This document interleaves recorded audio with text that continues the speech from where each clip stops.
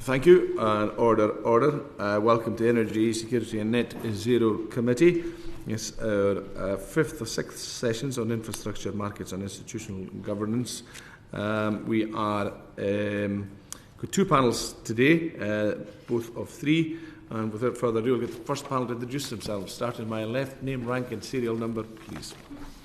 I'm Delahunty. I am President of National Grid's electricity transmission business and representing National Grid as a whole here today, which is distribution, transmission and our unregulated interconnector business.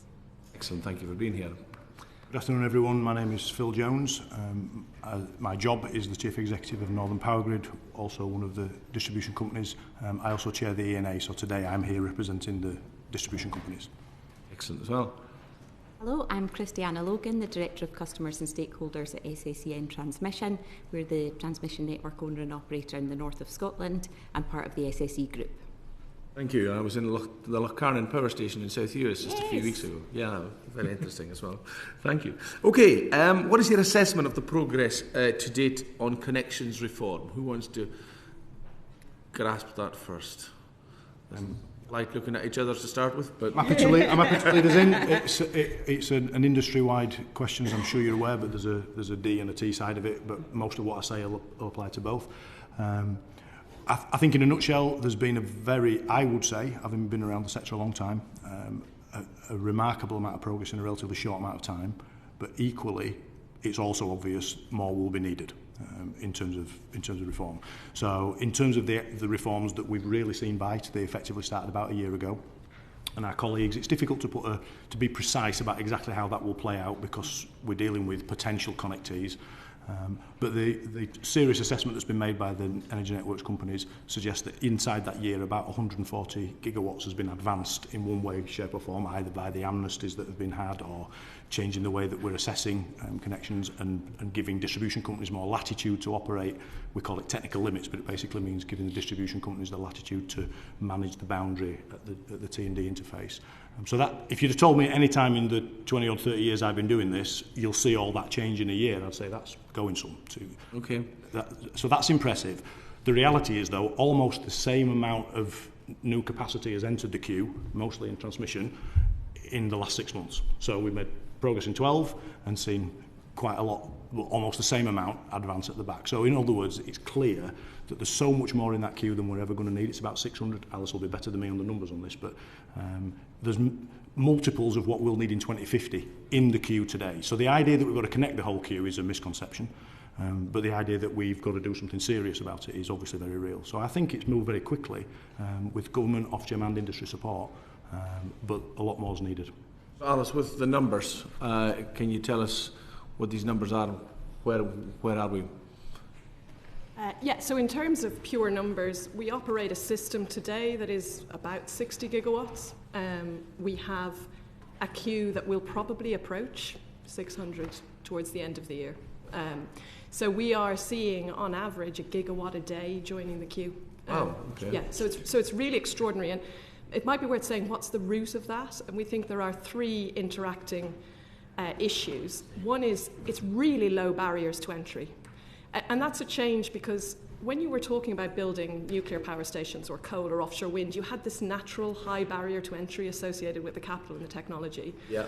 But now with solar, batteries, etc., it's a much lower barrier to entry. So anybody really can take a place in the queue for relatively little cost.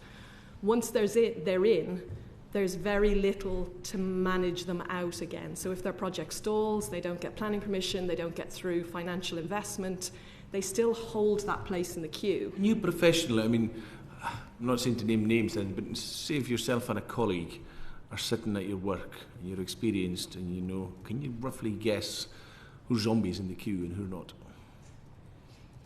So we know that the attrition rates, those who leave or fall out, is very high.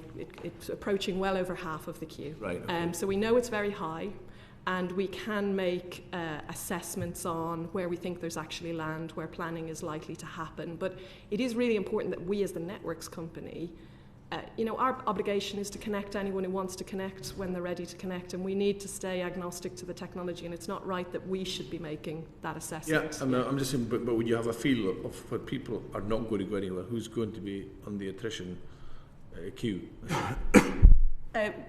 We can certainly take a judgment, but we tend to take that judgment at a much more macro level. You can see that a whole area is massively oversubscribed, for example. So there's 600 gigawatts roughly in the queue, you're saying.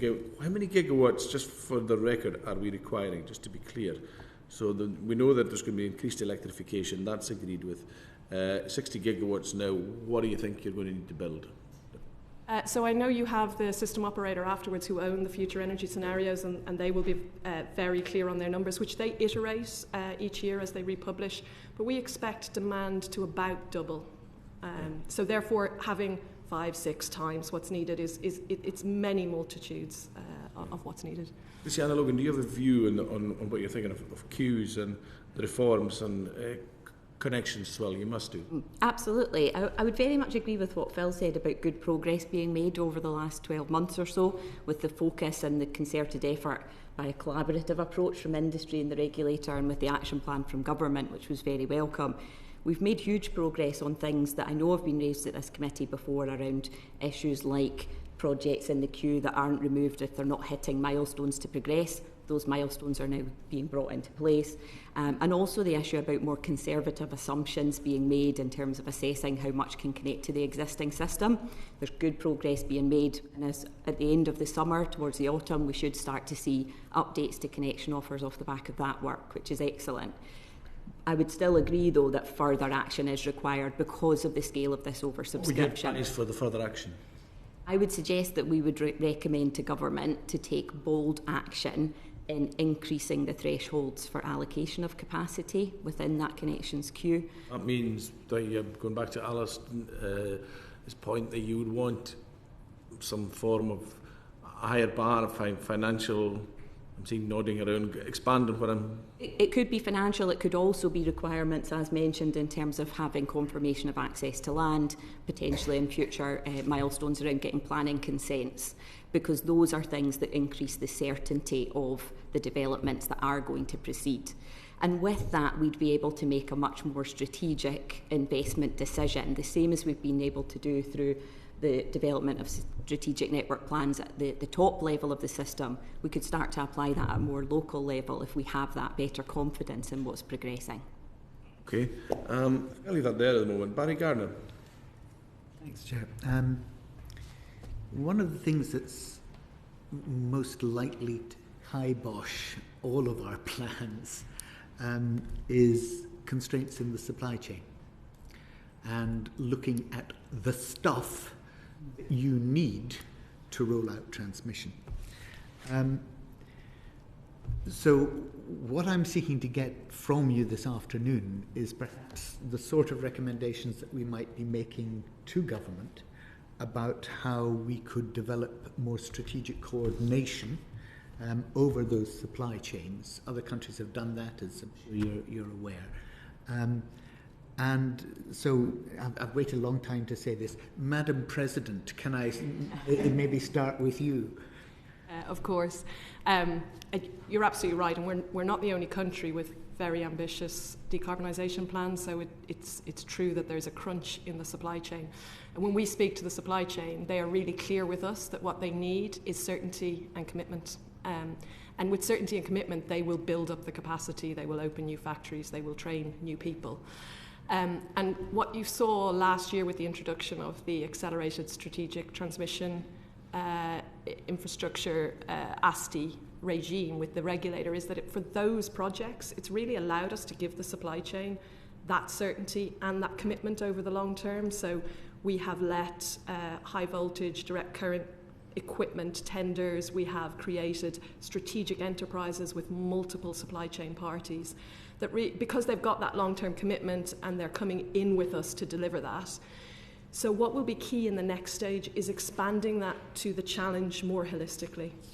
And to come back to, we've talked about the connection queue and the need to be more strategic on that. A strategic spatial energy plan will give the kind of certainty of what is needed to the supply chain, and the right regulatory decisions that allow us to give commitments earlier and for much longer periods will give that commitment piece to the supply chain. So there is a lot to do, but it is as simple as the market will respond, the supply chain will respond if they have that certainty and direction and can see the strategic picture, and they're getting the commitments, and commitments does mean money.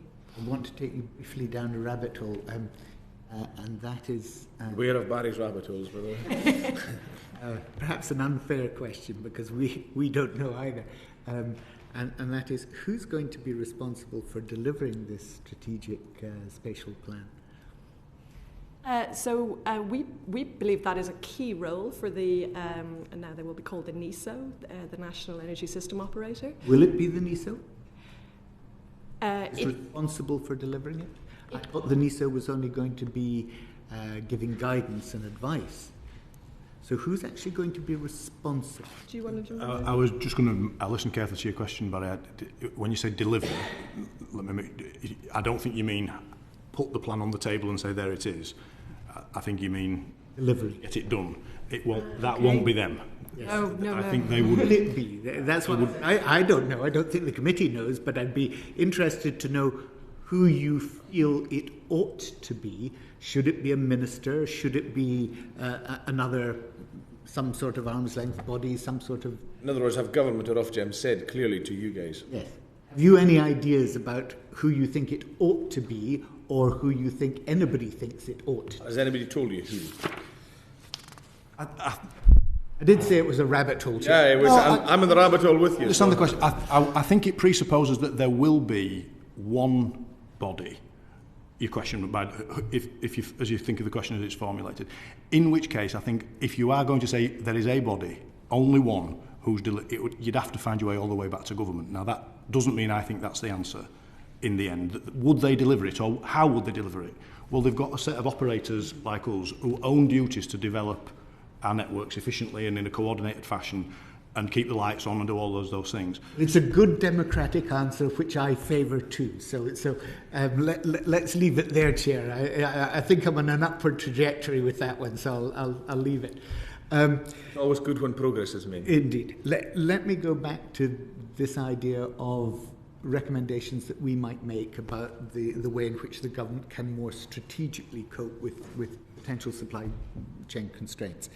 And to ask you, looking at what Germany did in getting its transmission operators to work collectively to buy up this huge chunk of the market that they managed to for 10 years out, is that a model that we should be looking at? Is that something that that we should be highlighting and recommending to government? I'll stick my neck out, but I would say no, as framed. I think encouraging the environment to do all the things it needs to do, which I don't think are very many, so that the companies would collaborate in that way. There's nothing stopping... We've been collectively going to procurement markets together for donkey's years. There's nothing stopping companies saying, we will aggregate our procurement requirements, and this is if you like, a syndicated buying exercise. That doesn't need any government involvement, it doesn't need any regulatory involvement. Certainty that Alice talked about is what you would need to know. You would need to know, we collectively, whoever the we would be, it might be these two transmission companies, know what we've got to get done. They could get their heads together and say, we're going to go and make a tender event in the market. It doesn't need the government to tell them to do that, but it does need government and regulation to give them the certainty that says you are going to need, you can get into contract for all this work for the next 10 years, and you can ink those contracts and make those commitments within the framework that you're used to operating. Now, at the moment, that certainty is not there, but were it to be there, I think there's nothing stopping the companies aggregating their procurement requirement for as far as their certainty takes them. Well, before I bring Ms. Logan in, can I just say we've heard evidence from Professor Keith Bell that competition mitigates against the agreement of long-term supply chain contracts, and similarly the Electricity Networks Commissioner advised that it is difficult to see how a contestable model can support the establishment of long-term relationships with suppliers. So there the committee's received very clear evidence that actually a more cooperative model rather than a competitive model might be the way ahead for sourcing the supply chain to that far out So, Ms. Logan, you're I'm nodding because you've actually asked a question that I was going to raise as a recommendation. So to build on the point that Phil and Alice touched on as well, we've been hugely successful in securing the supply chain that we need for our projects out to 2030 over the last 12 to 18 months. The reason we've been able to do that is because we were given certainty of the need for the projects, the investment on early expenditure for pre-construction and early construction funding, the certainty of the delivery party, being ourselves, and the confidence in the regulatory framework for delivery of that. That allowed us to contract with the supply chain on a portfolio basis for those projects, so frameworks and contracts in place, where previously we've been limited to a project-by-project basis that doesn't give the supply chain that long-term confidence. And that's what would allow them, if applied to future investments like the Central Strategic Network Plan that was recently published, to give them confidence to invest here potentially in the UK in things like manufacturing facilities, in additional training, and also to then secure that contract in a global market that's highly competitive. Well, you said that certainty of knowing who was going to be doing it is important. Again, we heard, particularly in relation to onshore transmission now, and the onshore transmission infrastructure, he said that it sits uncomfortably with global supply chain constraints because, and again I quote, you delay knowing who is going to develop the scheme. So, comment on that? I'll quickly comment. I'm the D guy, remember, not the T guy, but I think Nick's talking about contestable networks there. I think all of his comments that you're referring to, I'd have to check, Marie, are predicated on a proposition that these two, for example, would sit there wondering whether they will be awarded that piece of transmission to build. Now, in that situation, of course, they're not going to go to the market and make a 10-year commitment because they don't know whether they're even going to get the job, the concession, if you will, to build the network. So I think what he's advocating against is fragmenting the delivery accountabilities in the way that you talked about earlier. He's saying that's a distraction. In theory, you can see how it might bring efficiencies, but if what you're worried about is a global supply chain, you need a small number of players mandated for a lengthy period of time to go out with confidence. If you start breaking that apart and saying, well, we might not even give you that work, we'll ask someone else and we'll tender for that. So you may not build that particular stretch of line, but you might build that one. No one's going to go to market and do anything. I think that's what that evidence is referring to. Well, I'm always suspicious when I see three heads nodding in unison, but there we have it, Chair. Thank you very much. It's very helpful. Bring on agreement and unanimity, a good sign. Always. We've heard a lot about skills and encouraging people to work in the sector, particularly young people, and we've heard evidence in January Statkraft saying there's a war for talent across Europe to get people and to do things.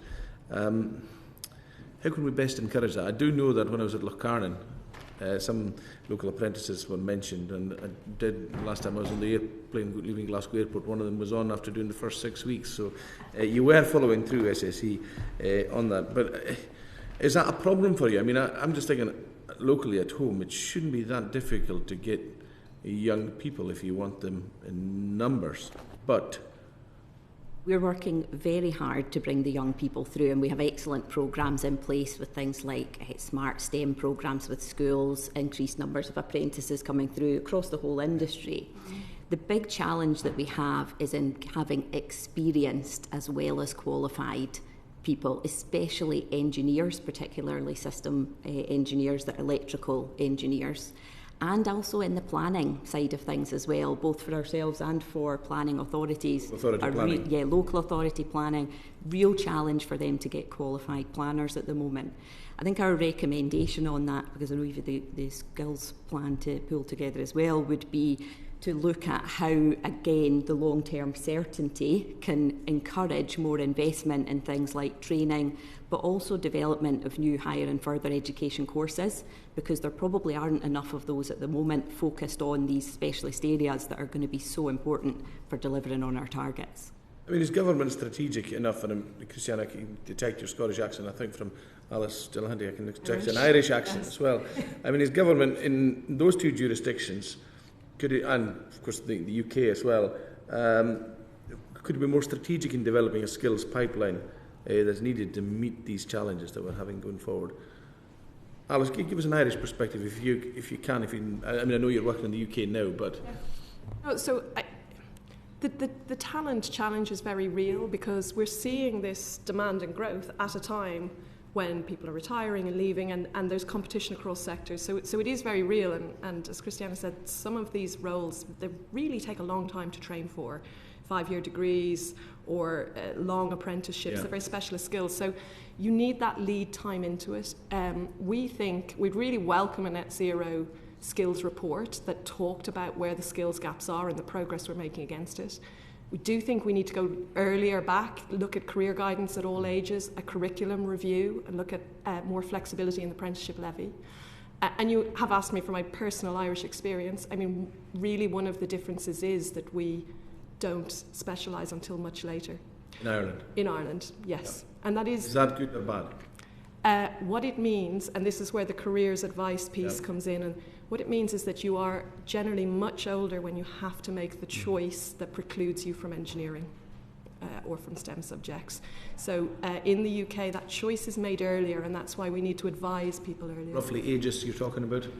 So my understanding is in the UK, by the time you choose your GCSE subjects, you're already choosing your pathway, arts, science, etc. That might be the English education system, but I think they've got fewer A-level sort of, and in Scotland you've got a higher, so wider, they do fewer A-levels. Yeah, so that's why the point here is that it's a very long lead time to getting people to choose these engineering careers, so you need to get in really early. You think some people have closed the door too early in their lives? Yeah.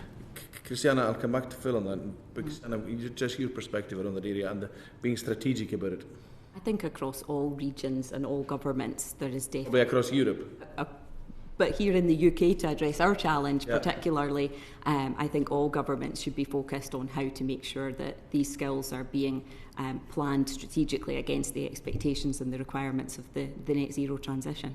I mean, when Kevin O'Donovan and Statecraft said there's a war for talent across Europe, would SSEN look for people in Europe, or are you looking solely in the Highlands and Islands of Scotland? I'm quite pleased if you look in the Highlands and Islands of Scotland, incidentally. It's absolutely both. And the truth is that at the moment, there are not the number of qualified and experienced individuals that we would need to deliver this programme within the north of Scotland. So we are also looking further afield. But that's why we're so focused on these plans for apprenticeships. We've got 500 jobs being created in the business this year. 100 of those will be in early careers roles, and that will be largely north of Scotland people coming into those jobs, which we see as a real positive for the longer term. Well, Jones, on that, and also building onto the government's green jobs plan, what you might want to see on that as well, just wider comments and then that specific. Yeah, I think I'd be largely just echoing what's been said, perhaps just to try and add one angle that links back to the previous conversation. I don't see the dynamics of the skills challenge as being that different. Certainly it's very relevant in distribution, I'll say why. I don't see it as being that different from the conversation we just had about supply chain.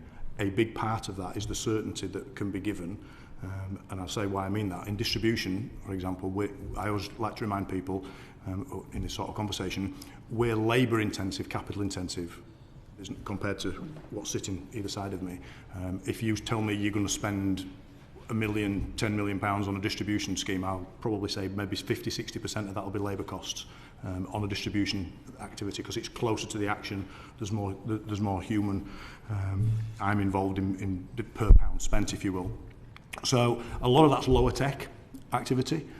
Not all of it. There's the same kind of skills are required, planning, engineers, and so on. But equally, that certainty that we talk about, that we might have, we've also got to be able to give to our supply chain to train their own relatively straightforward skills, that digging up the street, putting cables in trenches, doing it safely, filling it back in again. There's a huge army of people needed to do that. So the more certainty we can have about sending those signals to the market, the better. And then I think you've hinted at it in your question. This is fundamentally a thing for the whole of government in one way or another, but certainly other parts of government. I would hate to see the energy industry self-appoint itself as an educational proxy. It's a very complicated set of choices that need to be made. Given what all three of you are saying, I mean, should government subsidise energy engineering qualifications to address these shortages? I think incentivise them. To be more active in some way? I like the idea of incentivising them, and maybe that is through subsidy, but other people would have a view that I would defer to about the best way to encourage young people to go down a certain pathway, if that's the thing that we're trying to consider. But the fundamental thing we can do is much the same as the supply chain, is give a very clear signal that there's a long-term investment programme here.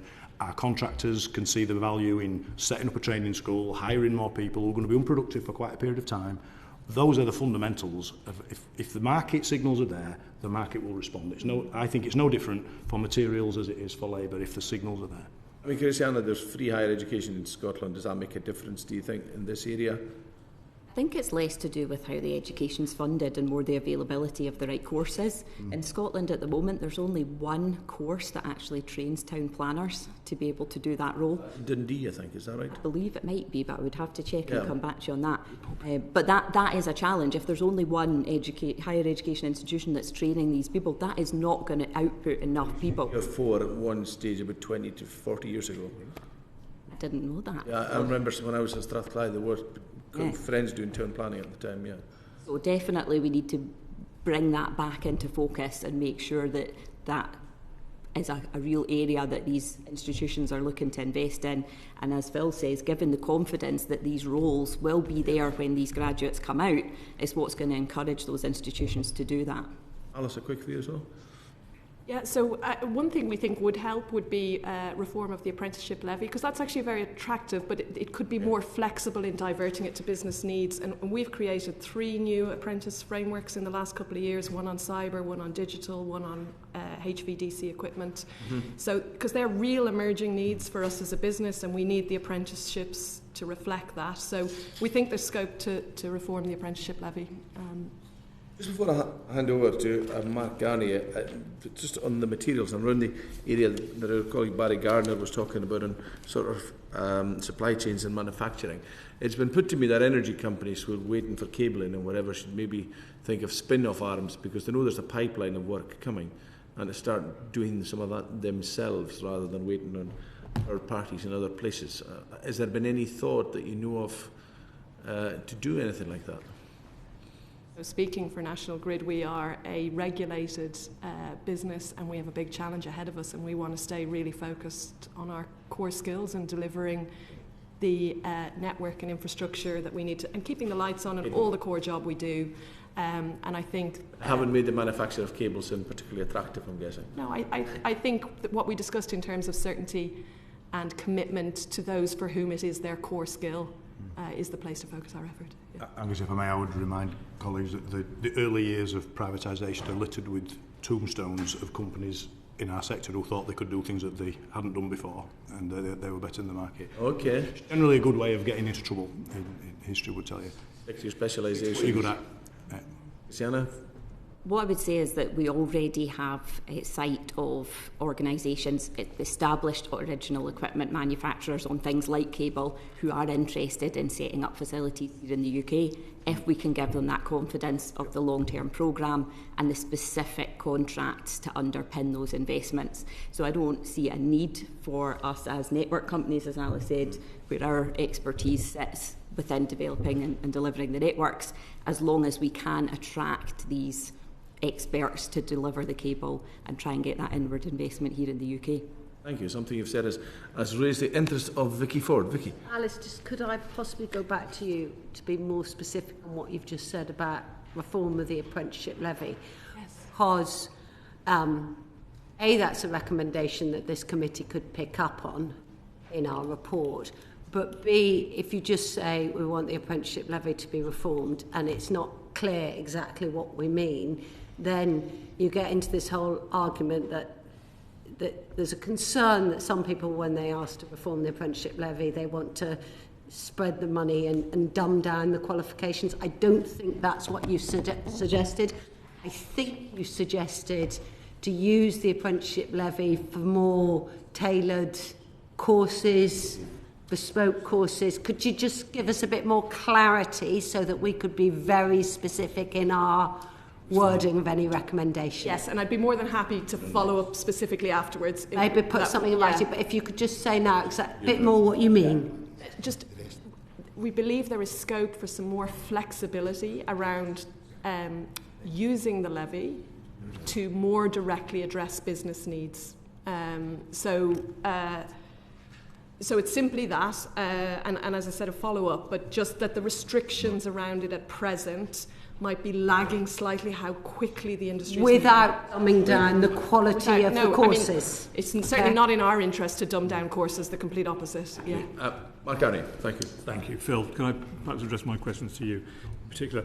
One of the things we're looking at is the ability for green energy companies to get access to the grid. And I've been looking sort of through the plethora of 3 and 4 and 5 letter on it. So you've got DNOs, ESOs, NESOs, DSOs, RESPs. It's quite complicated if you're going to try and get access to the grid. At the first level, I mean, the first part of my question really is there enough data available for green energy producers to be able to know which bit of the grid they can get into and how they're going to do it? I think it would be impossible for me to say, oh, that's long since been solved, because there's so much positive movement in the last, again, 12 months, 2 years. So it's a moving feast in the right direction. I know I checked today, we've got 40 data sets on a portal that we put in place about 18 months, 2 years ago. So, for example, the latest price control period that we're in, that started in 2023 for companies like mine, required a very visible and overt strategy for what data would be available in the public domain, and that's a much more visible thing. 5 years ago, it was barely talked about. So is there enough information? I'd probably have to say, look, given that we're working now on listening, I'm at an event tomorrow where we'll be listening to exactly these kind of people, telling us what they need to know, but there's so much more than there was. Maps of the network, showing them where the access points are, where the access is tough, where access is. That's all happened in the last couple of years, generally speaking. But is there more that can be done? That can be done, yeah. Of course, yes. Yeah. No, the other criticism we've heard is that DNOs, distribution network operators, act as judge, jury and executioner, that's not my quote, it's somebody else's quote, in granting connections to renewable energy. Again, what would you say to that? Is that? I'd say I'm not surprised to hear that somebody said it to you, but I also say I think it's not true. Why not? So if you're not surprised... I'm not... There's always going to be people who would like things for free and would like theirs to be done first before everybody else's. That's the exact opposite of the very strict requirements that are on us. But look, I mean, one of the interesting things about this is if you come along and you get access to the grid, you've now got an asset without actually doing anything at all. Somebody else will buy that access off you. Yes. And so now there's an incentive actually to go around and just put in applications, thereby creating an asset out of nothing. So how do you make sure that you're not allowing somebody to game the system and therefore create... Well, until recently, it was a lot more difficult to stop that, but those are exactly the kind of things that Alice and I were talking about at the outset when we talked about the connections reforms in the last 12 months. So to be a bit more detailed about it, initially, it was possible to get into the queue, I'm talking about over a 20-year period now, by just filing an application. And as you say, exactly the scenario you described then would kick in. As we move closer to the sort of world that we're in now, we're requiring that people, for example, demonstrate that they've got exclusive rights over the land. So you've got to get to the point where you've got rights over the land. What has now... Does that include planning permission? Pardon? Does that include planning permission? Not yet, I'm coming to planning permission.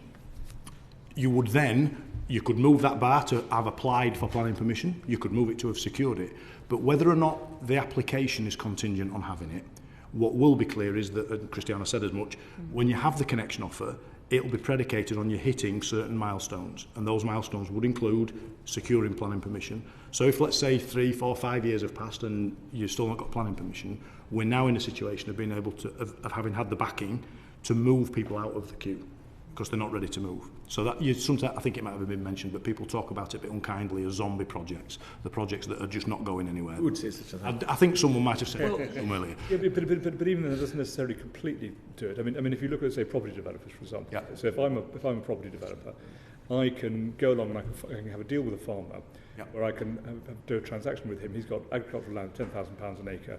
I can do a deal where I get right over that, or buy it off him. I can get planning permission on that land. That's now worth £300,000 an acre plus. Yep. I've now delivered shareholder value without actually building a single house. And so what you've described is how a renewables company can deliver shareholder value which can then be sold on as a sort of yet to be started project. I think that's true, but that's the property world. I don't see why. We're not talking about property. We're talking about energy. I think it's worth clarifying. I don't know if it was clear that the networks insertion. There are some differences between transmission and distribution, but certainly from a transmission side, that contract is not with us. It is with the system operator, and it is really important that we as a network are sort of agnostic to the technology and not jury and executioner and all the roles.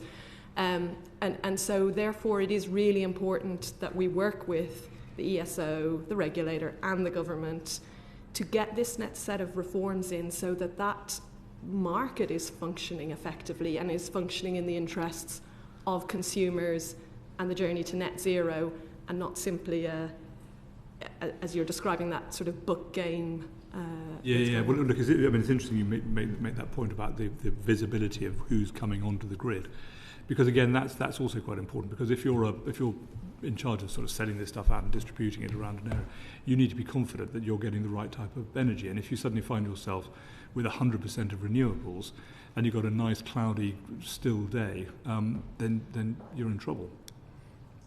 And that's where I think these proposals that have been outlaid, and it is now about focus and effort on delivering those, but a strategic spatial energy plan that makes some judgment on where technologies, types, locations, that allows us to plan a network around that, and that hangs together with connections reform. And there's been very good proposals set out by the ESO due to go live in 2025 that put in gated processes that align to technology types. So I think the proposals that address this are there. We've got to get the momentum and keep the momentum behind delivery into this next phase. So you sound, although Christianna, you haven't said anything, but you all sound reasonably relaxed that the process is moving forward at a pace which you're happy with. I would not want to give the impression relaxed, because we know these long lead times are extraordinarily difficult for customers and for the viable projects. It's really unacceptable that they sit on the back of this queue that maybe is not viable. So there is no sense of relaxed about it, but I think what there is huge progress made in the last year. The right governance bodies, boards, committees have been put in place. There are some really strong proposals on the table, and we want to emphasise the need to keep momentum and focus on this. Just out of interest, very final point on this. You said huge progress in the last year. We've been looking at net zero for a long time, and we chaired COP26 4 years ago. Are you worried that it's taken us so long to get to this point? And the reason I ask that question is that there's an awful lot of stuff we've got to do before we get to net zero in 2050. If something as fundamentally basic as this is only being done in the last year, what else isn't being done in terms of all of this that we should be concentrating on? I think if I look at it from a distribution perspective, and that's probably relevant in two accounts, because there's been a lot of focus on transmission for obvious reasons, because that's where the congestion that has been referred to manifests itself. It's almost all on the transmission network, and the information that was announced yesterday, for example, is all about transmission investment. Later this year, it started now, the National Infrastructure Commission is starting to study into electricity distribution. So to your question, what hasn't been done yet? We haven't asked ourselves which of those principles of strategic investment, planning, skills, how do they apply to distribution? We've looked much more closely over the last couple of years as to what that meant for transmission, because that's where the big congestion was. I'm pretty optimistic that study will shine some lights and some good questions around exactly how fast we should go at the distribution level in terms of investing into those local grids really close to where people live, because if people's consumption is going to double over that time, we already know what will have to happen to those networks. Fatter cables into people's houses, it's not complicated, there's not a lot of debate about it, bigger transformers in the small substations near their properties. That work could and should start sooner than, I think it should have started now, personally. Yeah, okay. That's pretty helpful. Brilliant, thank you. Vicky Ford.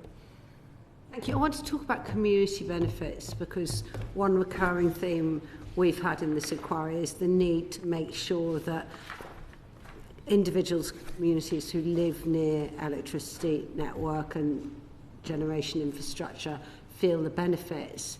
But on the other hand, you're not seen as being trying to bribe local people.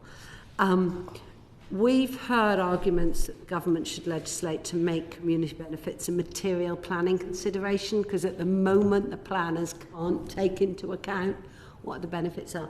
Do you think that that reform could be implemented with enough nuance that you could get this balance right, that communities do get benefits but they're not being seen or being felt that they're being bribed? I'm happy to kick off. We really believe that new infrastructure is key to an affordable, secure, green energy system, and that communities will end up playing a really important role in that, and that very important role they will play to house infrastructure should be recognised and that they should benefit from it.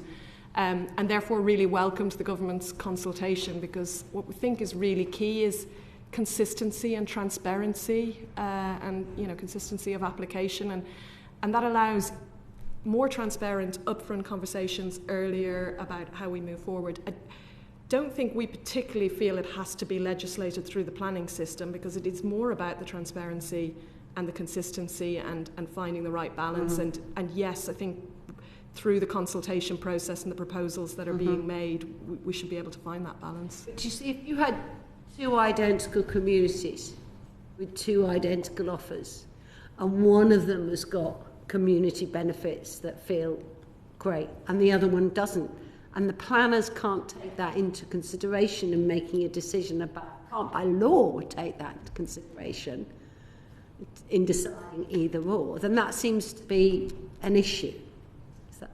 Go ahead. Yeah, so I think actually that's why we were particularly welcoming what's come through from government in the recommendations in the consultation that we're undertaking on community benefit, because what's proposed there is to establish a consistent framework for community benefit that's linked to the scale of the infrastructure and associates to the impact. So there would not be this challenge of, for example, some communities feeling like they're getting a better deal because they are getting higher benefit. The benefit will be linked to the nature of the infrastructure. And on that, we have a couple of specific recommendations. One is that at the moment, the current proposals are to have a fixed amount for substations, but actually substations can vary massively in size. We have examples where they're just half a hectare and others that are up to 49 hectares, where you have things like converter stations. So those values should take account of the scale of that infrastructure. And the second point is really around where existing infrastructure is being upgraded to a larger scale. So where that is the case, again, that impact to communities is increasing. So we think that should qualify for community benefit funding through these programmes. Christina, it's terribly nice to hear somebody saying that the government's doing something good, okay? We never think about the good, so that's really helpful to have that specific. So I'm guessing you're saying you welcome that ambitious proposal, but there's devil in the detail that you think could go even further. Absolutely right, absolutely right. Thank you. And does the current policy need to give more consideration to economic benefits, as well as, I guess, other... We've heard about, we'll give you a benefit because we'll upgrade your village hall, as opposed to we'll give you a benefit because you're going to benefit from a discount to your energy, or maybe having an alternative source of energy. Does it need to be more specific about different types of benefits? We believe that the best route for this community benefit funding is to fund socio-economic benefits within communities, because they have the biggest collective impact across communities in comparison with individual direct benefits from things like money off bills. And so at a community level, they would be more impactful and have more of an escalation effect from the investments. Alongside the community benefit funds, the very projects themselves bring significant benefits into these communities.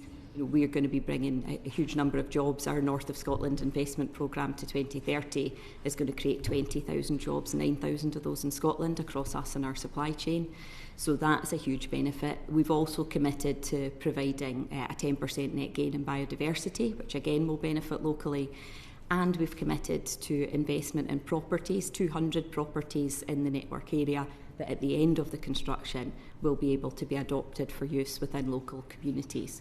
And that's the sort of benefit that has a huge impact, particularly in areas like ours where we have issues around rural depopulation and deprivation. So we can make genuine impacts through the delivery of the projects as well.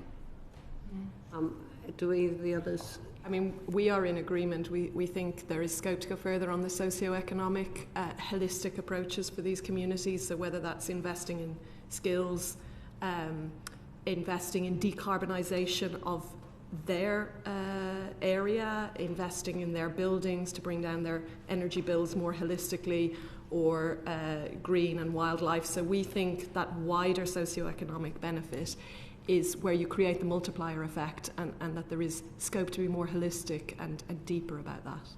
I'm just going to push a little bit further before I bring you in Phil, because I hear you about socio-economic benefits, which could be a benefit in some areas. We've also spoken in this committee about off-gas grid areas where rural communities using oil, which is so far from being secure, clean, affordable energy. And I could see that bringing in a community benefit of providing them with locally produced, secure, clean, affordable electricity could be a huge benefit without it. So, Christianna, I'm just pushing you a bit on your saying don't necessarily give them a discount off their energy bills, or giving them a different form of energy. Definitely exploring those sort of opportunities to provide that broader community benefit that has a legacy benefit in those communities. You know, money off a bill is a very short-term effect, but if there are routes for these community benefit funds to provide that longer-term, aligned with net zero benefit, then I think that's definitely something we would explore. Community heat projects, for example, in local areas could give that security as well as affordability as well as carbon saving.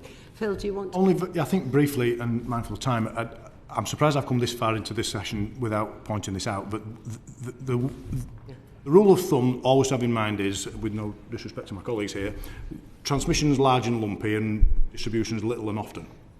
So once you apply that in the context of community benefits, it dilutes so heavily in distribution. So for us, it's less likely to be an issue. The planning issues are not as controversial because they're smaller and they're everywhere. We're not into big things, why us, why not them. That generally doesn't apply. And I think just to pick up on Christiana's point, I'm in the same boat. I think if there's anything that's going to move the dial, it will be general benefits, spin-off benefits and socio-economic benefits. When we say money off bills, I think we're imagining money off the bill we're charging the customers, not off a different bill for their oil. Yeah. It's what we charge, which for us, for example, £100 a year is the entirety of the whole bill on average for the distribution element of the bill. So you have to imagine, well, how elastic could that really be, and once you share it out? So the impact is too small. A final question here. Do you think the government's proposed reforms have the right balance between clear expectations and getting that flexibility for local needs? Any further thoughts other than your... I would say largely yes, and I think your words there in terms of flexibility to meet local needs is absolutely right. I think if the guidance was too prescriptive on what could or couldn't be funded, then it removes the ability for those communities to help define what will be most impactful for them, which is the route we'd like to go down, is consulting with those communities to create the right criteria to bring the most benefit for them. Thank you. Thanks very much. Mark Gurney. Can I just sort of turn to planning and planning reform? Christianna, perhaps we can start with you. And in Scotland, Scotland's sort of slightly complicated because there are some parts of it which are devolved and some parts which are reserved. And I think the Electricity Act 1989 is reserved legislation. So it makes it quite difficult for Scotland to take control of its own sort of planning reform. If you were to give one piece of planning reform, what would it be for Scotland in order to get... I have one thing in two parts. You can have a twin. I like that. So in the Electricity Act 1989, what we would like to see is the removal of the automatic trigger of public local inquiries if there's an objection from the authority. We'd rather have that decision about whether to trigger a public inquiry made by Scottish ministers. Additionally, we would like the Act to be amended to make sure that we get decisions within 12 months on Section 37 applications. So from the submission of the application to the decision being made. The reason that's so vital is that the programme of these projects to hit 2030 targets is dependent on that time frame, 12 months for consent. And historically, we've had examples where we've had projects similar to these. Our Bewley-Denny project at 400 kilovolts was over 4 years in the process of from application to outcome of a public local inquiry. And that type of delay would mean we can't hit the targets, we can't secure that supply chain anymore, they could go elsewhere in Europe, that we will lose those benefits that are coming to these communities, lose the jobs that are associated. It would be a real problem if we end up in a situation with those kind of delays. If we can't get those amendments to the 1989 Electricity Act, then we would request that the Scottish Government time and scope limit public inquiries so that, again, we can focus on achieving that 12-month timeline. It was quite politically difficult. I mean, Phil and this, just sort of turning to you for a similar sort of response for the rest of the UK, or certainly the rest of GB. What would you be going for in terms of a change in planning regulation? We stick to transmission. Yeah, there's probably two answers: large and lumpy, and little and often. So, when it comes to the big new infrastructure projects, it typically takes us 10-ish years to deliver, and about 2/3 of that will be planning and consenting. So 6 or 7 years in planning and consenting, about 3 years in construction. And so therefore there's clearly something to go after, that's clear. Don't think there's one silver bullet, but do think, and to come back to the theme we've talked about, a strategic plan that can have some status and standing in planning law would be really beneficial. So a strategic energy plan, a resulting network plan that is referenced in national policy planning statements and frameworks, and that has a clear policy position of a starting presumption of support for net zero infrastructure would be a very material change and quite an important step.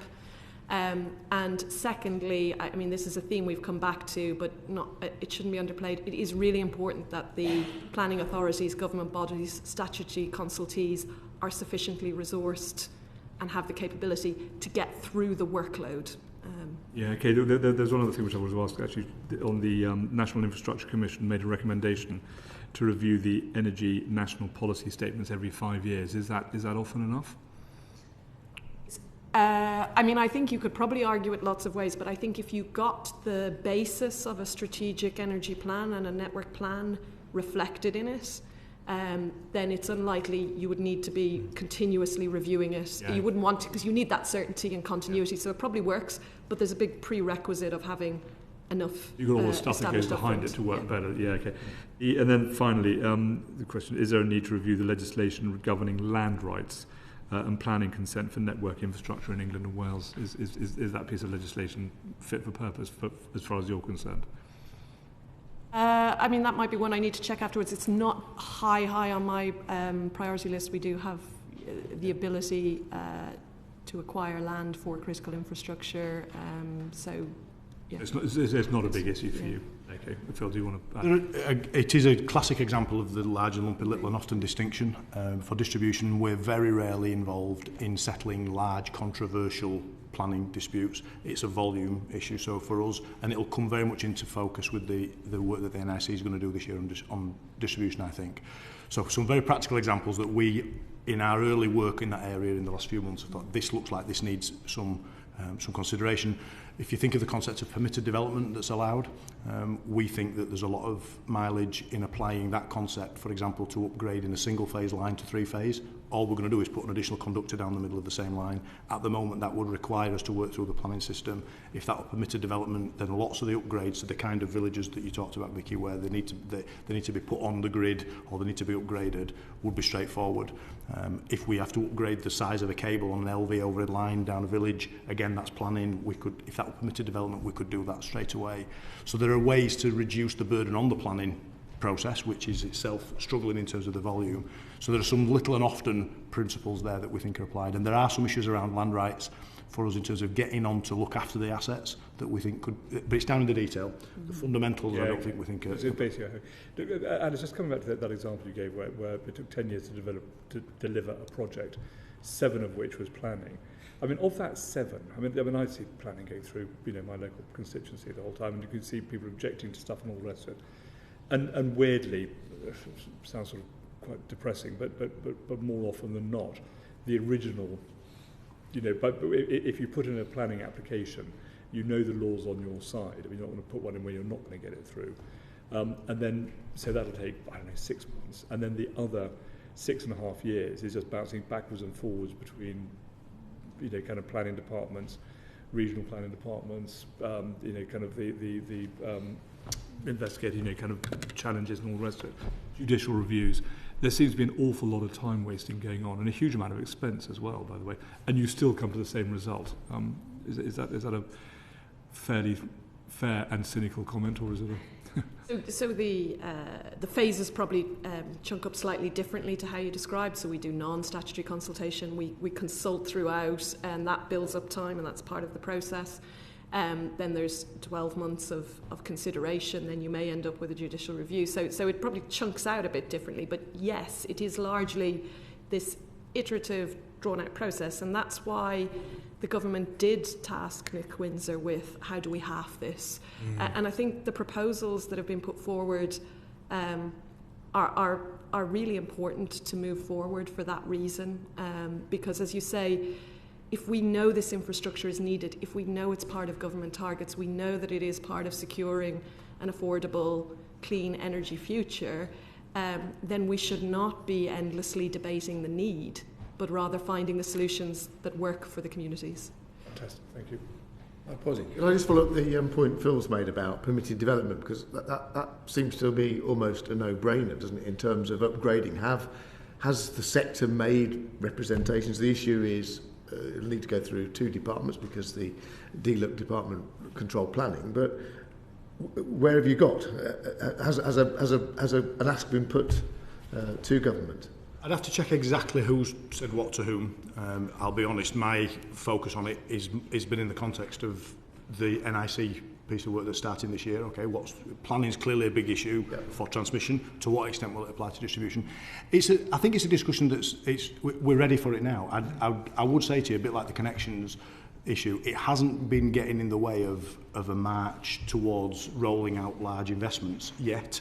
But were we to accelerate at this pace that's being contemplated? I understand when every home has heat pumps and EV chargers, there will need to be 3-phase to the majority of those. But you're saying that the upgrade of an existing cable from single phase to 3-phase requires a planning application? You have to go through the planning process, is my understanding. I'd have to check exactly what process you have to jump through, but it's not.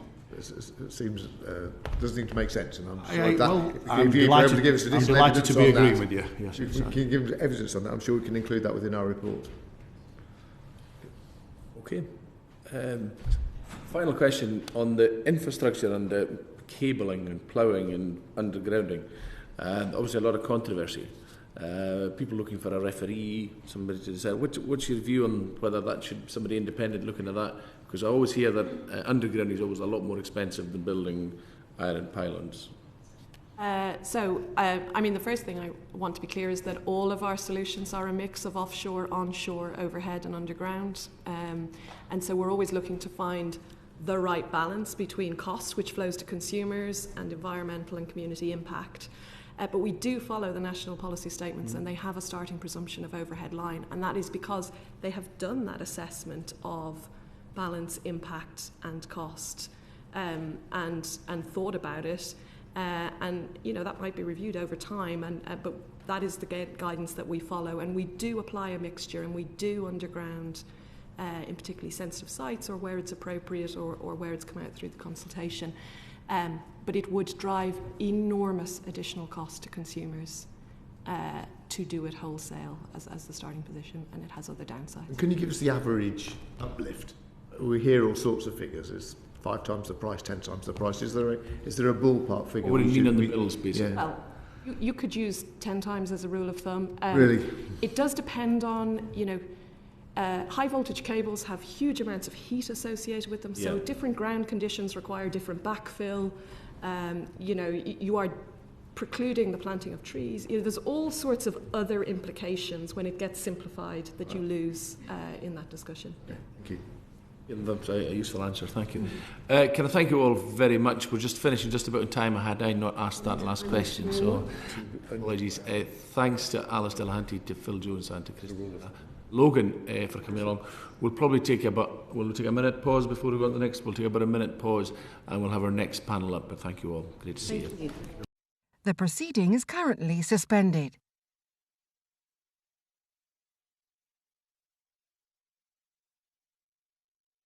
The proceeding is currently suspended.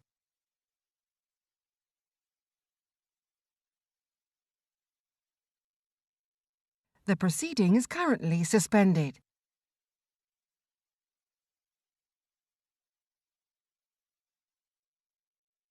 The proceeding is currently suspended.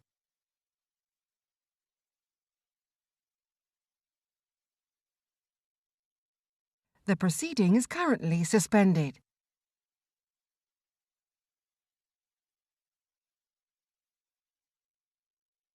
The proceeding is currently suspended.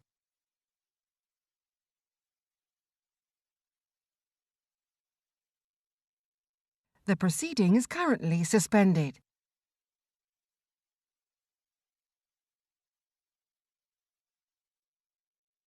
The proceeding is currently suspended. Thank you, and we've now got our second panel arranged in front of us this afternoon. Can I ask you all to introduce yourselves in your own terms, name, rank and serial number, starting on my left. Claire Dykta, Director of Strategy and Policy at the Electricity System Operator. Good to see you, thank you. I am Dr. Graham Pannell. I'm Head of Grid and Electricity Regulation for BayVa RE, a renewable energy company, but I'm here speaking on behalf of the Independent Renewable Energy Generators Group. You've changed a little from your photograph. It took me a while to identify you. Thank you. And afternoon, Eleanor Warburton. I'm a Director over at Ofgem covering energy systems and markets. Thank you all for coming. As you'll know, the government recently published its second consultation of its REMA, the review of the electricity market arrangements.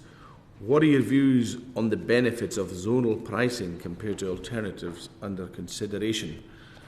Wow, first hand up, on you go. Thank you. I really wish... Well, firstly, I'll say thank you for inviting me. Very grateful here to You're very welcome. Speak. Thanks for coming. On behalf of the IREG group, we really want to get clean, affordable energy into people's homes, and we'll get to how best to do that. In terms of zonal pricing, I really wish it was a silver bullet. Unfortunately... Is it a shinier bullet than the current bullet, then? No. Oh. And there's better ways to get there. We'll come to that. Yeah. It will drive up bills overall, says the study. Yeah, overall system cost increases, and as a result, bills will go up, says the DESNES procured study attached to REMA. And there's a combination of slightly over-optimistic on the benefits, but also mostly cost of capital problems. It also increases emissions, says international studies, and a study done on a forecast for the UK. As a result, UK will have more gas power, be on gas for longer, and so problems with exposure there. That's counter to evidence we've heard prior to this, where we've been told from Surrey to Sutherland, to use my favourite bits of alliteration, the prices will get lower because there are a lack of constraint payments. There's a tension. Fewer constraints. Constraints are a really important point we'll come to, and the thing to note, of course, with constraint payments is that the single biggest driver, in fact, the huge volume of constraint costs, is the cost of turning up gas at the last minute. It's quite a small percentage of it, as a net impact, is the cost of turning down wind turbines because you can't get wind power where you need it. Which comes to having a reliance on gas for longer is more problematic for constraints, and there are better ways to tackle it. The last point, the big point I was going to make on zonal pricing was, of course, the 6 years implementation, which is the best case put forward currently, is very difficult to square with 2035 decarbonisation goals. It's an investment hiatus that doesn't help us get where we need to. It makes net zero harder, more expensive to get to. Thank you. Claire Dykta. Yes. In terms of the government's REMA consultation and its proposals, we really welcome the consultation last week, because actually the worst thing that can hamper achieving net zero is uncertainty in the arrangements at the minute. So the longer there is uncertainty about the direction we're travelling in, that is the kind of thing that leads to a hiatus in investment and rising cost of capital. So we welcome the consultation and moving forwards. There are numerous independent studies that have noted that forms of locational pricing deliver benefits to consumers nationally. They all vary, but anywhere between 20 billion and 40 billion pounds worth of benefits, which is both because moving away from the system that we have now, where you have one price that applies across the whole country, to one that is more granular, and there's lots of options about how granular you go, allows a signal to be sent to both the people that are producing power and people that are using power on where they can most efficiently locate. For those that are movable, not everyone can choose their location, but some can. And it sends a signal on when is best to either produce or use power, which at the minute, those signals just don't exist. What happens in today's arrangements is the system operator, once the market has closed and everyone has balanced their position to make sure they've bought or sold enough electricity, we then have to go in and make sure that the physical system will actually operate and the lights will stay on. And some days we are unpicking and redoing 50%, over 50% of the market. Well, we talk about signals, and they're the sort of signals that I'm hearing be sent to interconnectors, and there's a lack of correct signals at the moment, some will argue, to interconnectors. That the lack of the efficient locational signals in GB, the GB wholesale market, means interconnectors can exaggerate transmission constraints. The lack of signals to all users, which includes interconnectors, right, means that they don't understand from the market signals they're getting the impact they're having on systems. So an interconnector that's located or connected in the northeast will be getting the same signal as an interconnector that's located in the southeast. Your argument, there should be very different signals. Yes, because it may well be that the most efficient way to operate the system, so the way that means less cost is incurred by consumers, might be that interconnector that's in the northeast should be importing and the one in the southeast is exporting, but at the minute there's no signal to do that. Yeah, I do like panels when I'm getting different signals from the panel as well. Dr. Yeah, this is different to what you were saying. This is an argument for zonal pricing, I'm generally hearing, and you've had an argument generally against zonal pricing. So Eleanor, I'm going to take you in a second, but yeah, we're actually agreeing on a really important point there, that the ability of the ESO to send the right signals for redispatch and counter-trading to cost-effectively have market participants participating in flexibility is absolutely crucial. And all the argument I'm saying is there are ways to get at that flexibility faster than 6 years without ripping up the whole market and going to zonal pricing and adding the uncertainty and adding the enormous cost of capital. You think there's an alternative to locational pricing which could prevent interconnectors exacerbating transmission constraints, yeah? Yeah, and indeed the LCP Grant Thornton study done for DESNZ for REMA points out that even in the plus ledger, their best case not changing cost of capital, 15 billion of benefits, 10 billion of those is redispatch. That's a huge price to go at that could be got at earlier. Isn't that leaving it issues what Claire Dykta has pointed out? You're still having to go in there and sort it out afterwards. These aren't coming as automatically and as granularly, as organically as they perhaps should come. They might not happen necessarily organically, even under a zonal pricing system. There's ability over various time frames to flag up issues and have interconnectors more efficiently involved in the balancing mechanism, involved in local flexibility markets, make more advanced agreements with the alternative TSO where it lands to get that 10 billion benefit much earlier. There's already work. I'll just clarify. There's already work done by SeA on redispatch and counter trading that we should pick up and build on. And I'm hearing one hand and the other hand. I'm going to quickly come back to you, and then I'm definitely going to go to Eleanor. I think I would just say that that there's always multiple options for getting to an outcome that everyone agrees on. As we've heard in your first session, there's many elements of the current existing frameworks that just aren't fit for the world we're in today, never mind the high renewables system that we're moving to. And increasing the complexity of the regime doesn't help anyone. So a system such as locational pricing that is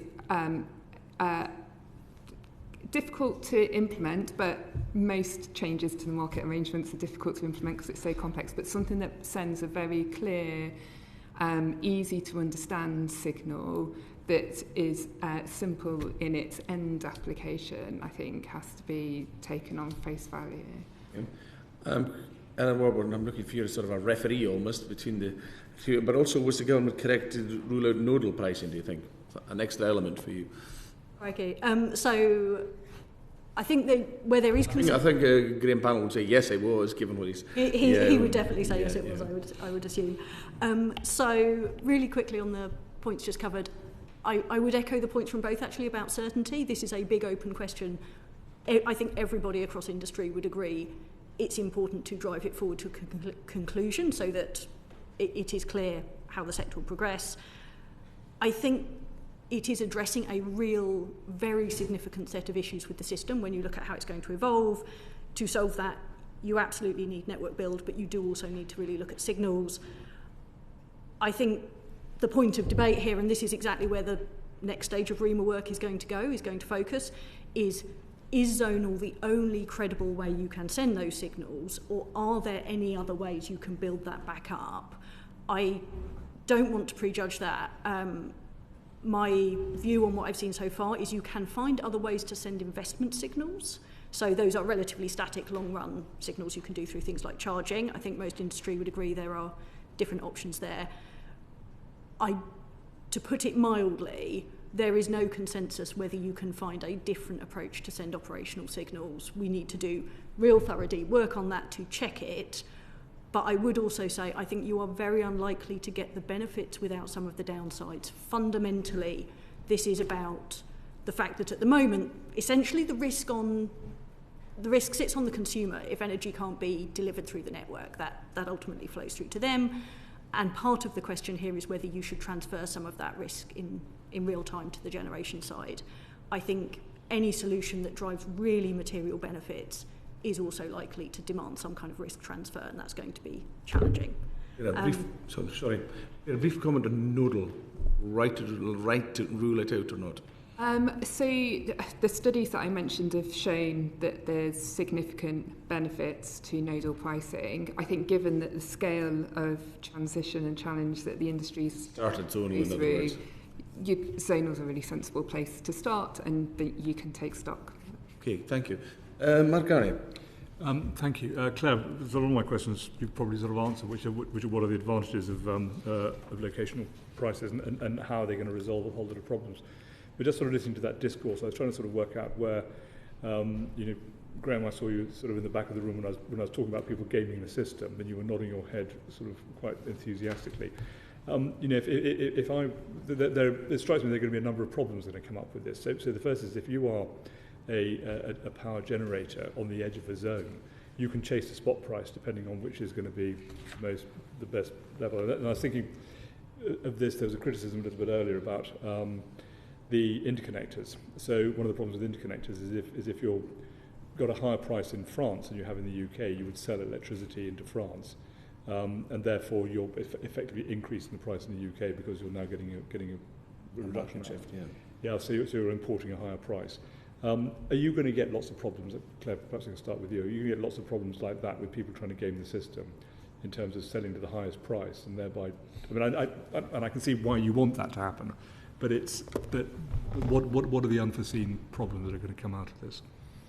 So in to some extent, the price moving around to affect the market dynamics and the relationships between markets does ultimately overall lead to a better outcome across everyone that's picking up those prices. We talked, you talked a bit in your first session about the amount of new generation capacity that's coming onto the network. Generally, most of the time, we will be oversupplied, so exporting excess to the continent most of the time will be fine.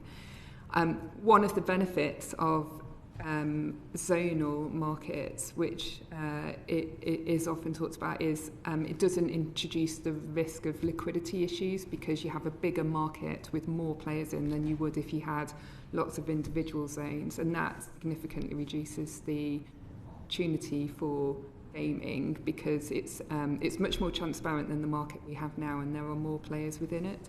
I would say as well that actually in the GB market, the licensing regime that we have here is very strict, and we don't see market gaming happening here that you do in other jurisdictions because the regulatory frameworks have evolved over time because our regulatory framework has generally been in front of a lot of the other markets. Right, okay, that's useful. And it talks about 5 years to implement this.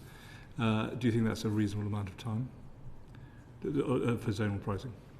I think, I can't remember who said it, where I saw it. I think with all of these things, there's different ways of implementation. So I heard someone refer to, doing things on a war footing. You can do things quicker if you decide that that's an absolute priority and you devote more resources to it. I actually think 5 years is probably a sensible time because to the earlier points about certainty, being able to give an indication of what the arrangements will be, when they will come into place, how will they impact people that are already connected to the system and new connectees, is the best way of managing any uncertainty rather than moving to a regime too quickly and in doing that diluting some of the longer term certainty that you can provide. Okay. Eleanor, there's been some suggestions that obviously some people could potentially lose out because they find themselves in an area of very high energy prices, and therefore you can shield consumers from that by giving them subsidies. But is that slightly undermining the case for zonal pricing? So the fundamental point, and obviously you've heard different views on this, is as you say, is will you overall get cost savings so that on average across the country everybody's bill goes down? You're absolutely right. You can design this in a way that you shield end demand to some degree, and there's a whole range of choice there. Yes, you will lose a small amount of the benefits. I fully accept modelling is open to enormous amounts of arguments, but certainly when we looked at this, the proportion of the benefits you lost by shielding primarily domestic demand was not huge. You still got significant volumes of benefits. Well, presumably it's the people, it's the big consumers, it's the big industries that you potentially want to, say for example a data farm, you wouldn't want to put in the Midlands industrial heartlands. You want to put them up in Midlands. Yes, and it's also the behaviour of two-way assets. So people have mentioned interconnectors, they've mentioned batteries. Those can flow either way. From a business model point of view for them, it doesn't matter as long as they have clear arbitrage opportunities which way they flow. So therefore exposing them to the right signal is potentially quite a material source of your benefit in this. On the interconnector point, Claire, you were talking a bit earlier about the fact that at the moment interconnectors don't mind where they land in the UK, but after this they will mind. So if you've got something coming to the north of England from, I don't know, Norway or somewhere, compared with something coming to the south of England from Belgium, presumably that will have an effect on the interconnectors and how much we're importing or exporting at any given time. I think what a change in the wholesale market would do is that at the minute anyone who's trying to connect into the system receives lots of different signals. So they receive signals through the local planning regime, through the charging network, through the market arrangements, and they're all slightly different. So generally people will locate sort of wherever it's easiest for them. Reforming the strategic planning system, the market system, is what gets the clean, reliable, cheaper power generators connected to the system quicker. So we transform to a greener system quicker, which then delivers the benefits. So it's not that the market signals on their own start to specifically change behaviours. It's making sure that they're aligned with all of the strategic plans. So there's a coherent overall plan, if you like, of where things should broadly be located. Okay. That's great. Thanks very much. Thank you. Thanks so much. Yeah. Just a final point to Vicky Ford. On zonal pricing, is there a country that you'd tell us to look to that's where you think zonal pricing is working particularly well, or a place where the zonal pricing is establishing and things working badly? I'll give whoever wants to.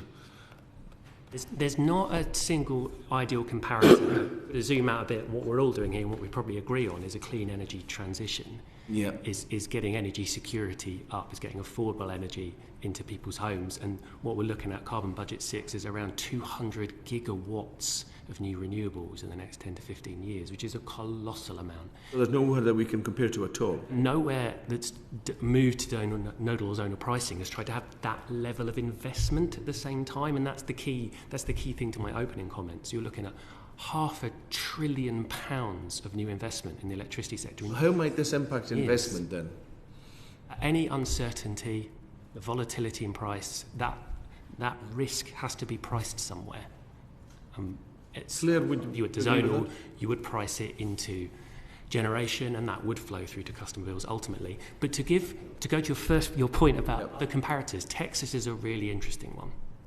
Because when Texas did its locational pricing, they preempted the locational pricing by building around 20 gigawatts of transmission and socialising the cost and saying to everyone, there's the windy panhandle where the resource is, and these are the demand centres where the cities are. We will put in 20 gigawatts of capacity. And that, University of Alberta has independently reviewed this and found that the predominant driver of location of those wind was where it's windy and where they could get land. Are there any views? Nothing to particularly disagree. Would you disagree with the investment point? I agree with the point that what drives the cost of capital up is uncertainty. So giving the government moving forward with the REMA consultation to the timelines it's indicated and being very clear on what the future arrangements are and when they come in is what creates the stable investment climate. UK has historically been a really attractive energy market to invest in. Mm-hmm. The capital that's available at the minute is much more mobile than it's been in the past, so we need to stay attractive as an investment destination. REMA can do that by giving certainty of these are the arrangements we're going to move to at this date. Happened in the Panhandle. Yeah, and this is how we will protect consumers. This is how we will protect generators that are already connected onto the system. You can set that out. Okay. Takes the uncertainty away. Thank you for that. I'm sorry. There's a lot more time we need to dedicate us to do justice, but I'm going to let Vicky Ford do justice to her area now. Before I get to my question, just to be very confused here. Okay, let's all assume that we want affordable, clean, secure energy. Okay. Graham has just said that doing localised pricing will make our energy dirtier and more expensive. Claire has just said it will make it cheaper and cleaner. One of you's got to be right and one of you's got to be wrong. Okay? So Claire, why does Graham think it's more expensive and dirtier? And then Graham, why does Claire think it's cheaper and cleaner? Just give the other side of the argument here. Yeah, so the key thing that we're both saying is that uncertainty in the arrangements will drive up cost. That's what we're both saying. Moving to a system where we can send clearer signals to people as to how and when they should use or generate power means a more efficient system overall. How, when, where? We're talking about localised pricing, not how, which I understand is about where you use power and generate power, not how and when. I get the how and when, but where? It is where, but it's also at the time of day. It is both. They are both important. And we can't send those signals at the minute. In terms of the so what, if we carried it, so I think the one thing that everyone agrees on is that today's arrangements don't work, and they won't work in the mid-2030s. And that is when you do end up with a more expensive, dirtier... We are to recommend localised pricing, then we're talking about the where, not the how or when. Graham. And again, there's a tension between the colossal investment that's needed. So anything that gives uncertainty that it's going to be priced, I'm saying it drowns out the benefits. But what's some of these studies, the good work it's done, has flagged up is there is an operational redispatch benefit. But I'm saying it can be achieved in other ways. And that's backed up by the LCP Delta work, LCP Grant Thornton work. We've said the same. Getting on to my initial question. Claire, I know you're an amazing person. You've done amazing things in your other role. People have spoken to us about the number of responsibilities that the National Energy System Operator will have. Are you concerned that it could become overloaded with so many responsibilities? It's important that we recognise that the Electricity System Operator was chosen to be the core, the base that the NESO was built on because of our expertise in strategic planning, market reform, and our ability to build on that capability. We've been building that capability since well into last year, and we're well prepared for the roles that we take on as we transition. We've got some amazing people already in the organisation. We've recruited in lots of new ones as well. We're finding that particularly younger generations coming into the workforce, they appreciate what we offer, which is it being a purpose-driven organisation, that it's at the centre of net zero. So the biggest thing for us is making sure we've got the capacity and the capability in the organisation to do those roles, and we're quite confident in those. So we're expecting you to do a huge amount. It's incredibly critical, and it's critical for our future, and we're also expecting you to do this in a really tight time scale. If there's anything you need government to be doing that they're not currently doing, now is the time for you to say it, because we can, as a committee, put that in our report and ask for it. So is there anything you need government to be doing that they're not currently doing? That's a good opportunity you're getting there. I'm going to disappoint you, I think, and say no. There are live conversations about roles and responsibilities, particularly between NESO, the regulator Ofgem, and government, particularly DESNES. It's important that that is clear and clarified for everyone in the industry. That's a live conversation.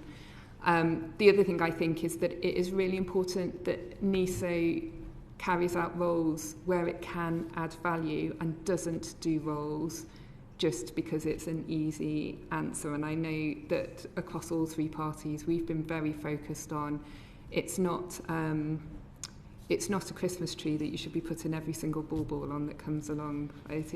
We need to only take on the roles where we can actually add some value. It's a good metaphor. And is the upgrade of the IT systems good enough? Is it going to make sure that you can fully use small-scale distributed flexible assets in the right way? Yeah, like the running theme of this afternoon is things that were designed when the system was privatised that just don't work in the world we're moving into. We've got a huge IT programme running which implements a new system, particularly into our control room. There's lots of other things as well. We had a big release into the control room before Christmas, which has seen the use of small assets, particularly battery assets, increase very significantly since then. So we're really pleased with that. I'm going to let the other two answer another question, but I'm going to go back again to say, if you come back to in a year's time or 2 years' time, and there's been some failure or flaw and the IT system hasn't been good enough, and you're coming back in front of a select committee and you're having to explain in 2 years' time of something that went wrong, and we go, we gave you all the chance to shout in advance, just please take a few minutes whilst they're answering to really think, is there anything I should be asking for now? Just to the others, as a public body, should NESO be subject to higher standards of transparency and accountability when they're commissioning flexibility, or do you think that that balance of transparency, accountability versus the bureaucracy that inevitably goes with that is about right? Eleanor, do you want to start?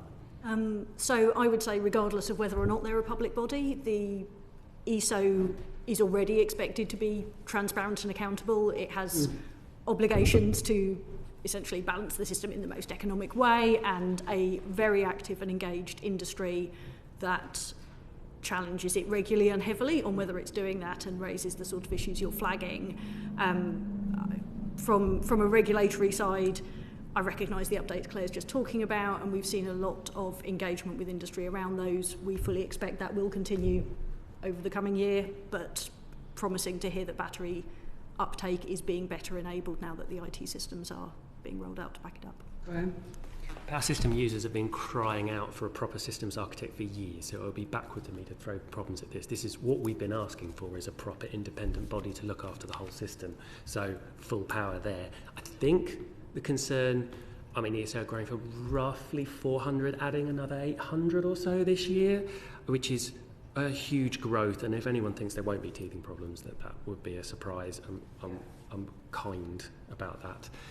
What I would say on the IT, the current balancing mechanism itself was written on the same program you could get in a free pull-out from Microcomputer Weekly back in the mid-90s, and it absolutely is worth putting the right IT support to maximum, because that's that we need to move from the world where balancing was done by person with telephone rings person with telephone at known power station.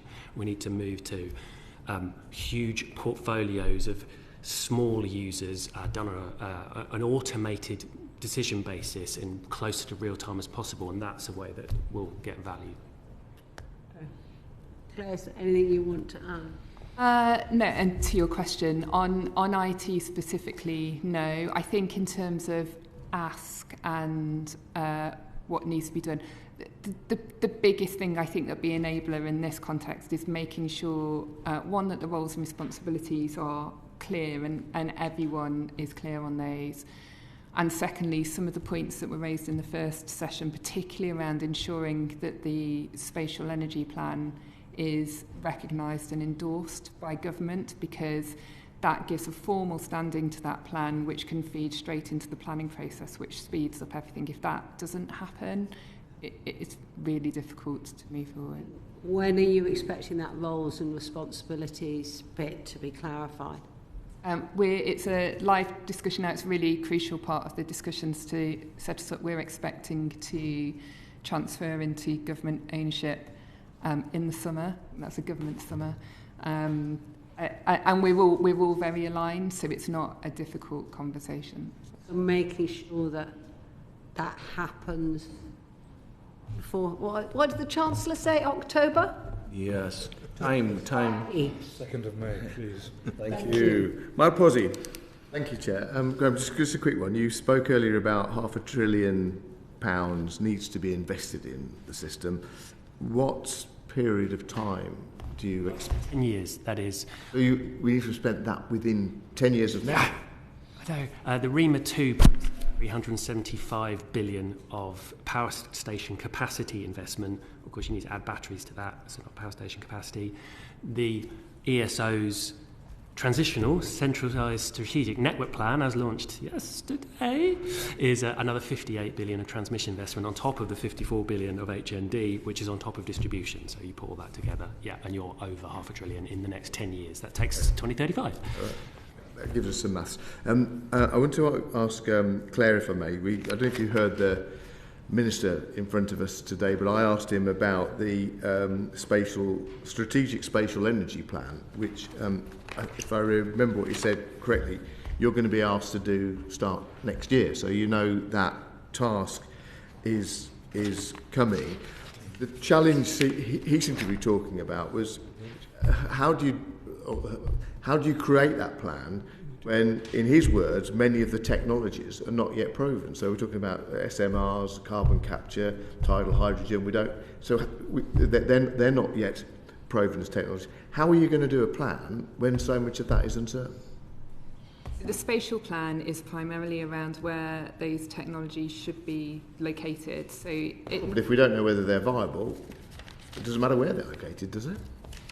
It will work off the basis of the generation mix that we think is the most viable option for a zero carbon power system. So you'll make loads of assumptions. In all these things, there's always assumptions. The key is that the assumptions are clear and transparent, so people can see those. And then the spatial plan is really about showing where the big technology groupings and the infrastructure should be ideally located, taking account of cost, environmental benefits, social community impacts, etc. Okay, and you're going to start that work next year. How long is that work going to take you to complete? So it will be published next year. So the work is already underway. Okay, because Graham's already told us we've got to spend this 10 billion quid, and without the work you've done, it's not going to be very clear where that investment should go. Will it? Or will that direct investment provide the certainty that we heard that investors need? We were told about this morning. Yeah, so the electricity network that's needed primarily this decade to connect the existing, particularly wind targets, both those for England, Wales and Scotland, is already public and much further through the process. So there are clearer plans for that. And Mr. Delahunty, who was on the panel before, talked about the ASTI framework, which I can never remember what it stands for, but that is the model that's been agreed with the regulator to fund that network. So the critical network that's needed soonest to decarbonise the power system is already underway, much further through the process. Okay, and once that plan's developed, whose job is it to implement it? Eleanor, is that a role for Ofgem, or does it sit with the ESO? So, just because I'm conscious we've got a lot of plans, I assume you're asking about the strategic spatial plan, Yeah, not the network sure, plan. when we get there and we know what it is, it's all very well to have a plan, but if nobody's got responsibility for implementing it, it'll probably sit there as a very nice document. It'll be a beautiful portrait on a wall, yes. So we probably should all say it is government that is commissioning that plan, and that commission is still to come, so we do need to give them space to send that. My assumption, in the absence of that commission having come out, is that ultimately ensuring the commission will produce a plan that is deliverable is a matter for government, and how it will become real, how it will be delivered, is going to require a number of different things to come into place coherently, because what you're really talking about is how does generation get built. Now, some of it is built under government run and designed frameworks like contracts for difference, the capacity market, a lot of their bespoke models for things like nuclear and CCUS you were talking about.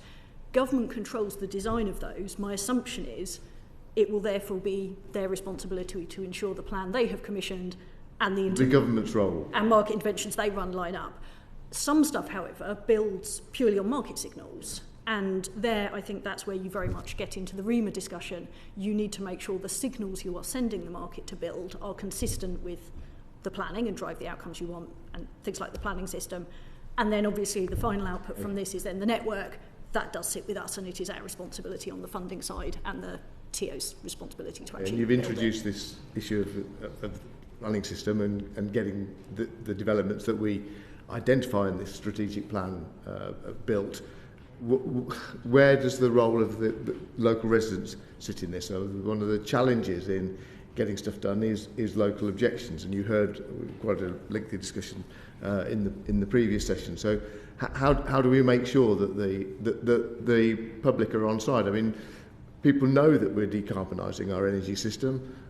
They're very happy for that to happen, but in most cases they don't want it near them. How do we, perhaps Graham, how do we, what are your thoughts on that, dealing with that conundrum? I'll flag up another good thing the government has done in accepting all of the Electricity Network Commissioner's report findings and publishing and pushing on with the Transmission Acceleration Action Plan as published last November. Is absolutely super document, and I'm just delighted on behalf of the whole country that we're getting on with that, and there's appropriate pressure on it. And the reason I raise it is there is a specific set of actions in that plan that talk about public engagement around the understanding the need to grid to go alongside a clean energy transition. Okay, and on grid, I don't know whether you heard Prime Minister's questions today, but there's a local MP who stood up and said, I understand there's going to be a whole load of pylons running through my constituency, why can't they be underground? And we heard the answer to that from Alice earlier, who told us that it costs 10 times as much to underground it. How do we get communities on side to accept this investment in the broader interest of the country as a whole? You're looking at somebody who loves pylons, so this is possibly not fair. I think there's also an understanding of what the alternatives mean. There's one thing that underground cables at transmission level cost 10 times more, maybe more, depending on the voltage and the terrain, but also that there's a construction impact on transmission cabling that's akin to building a motorway, whereas pylons are far, far less invasive. And so you think the public very, very perception that undergrounding is always the best thing to do if we can find the funding for it, it is wrong? It uses a lot more materials, it's a lot more invasive, as well as being hugely more expensive and slower, Yeah. Either of you any thoughts on how we get the public on side with this huge investment that we need to make?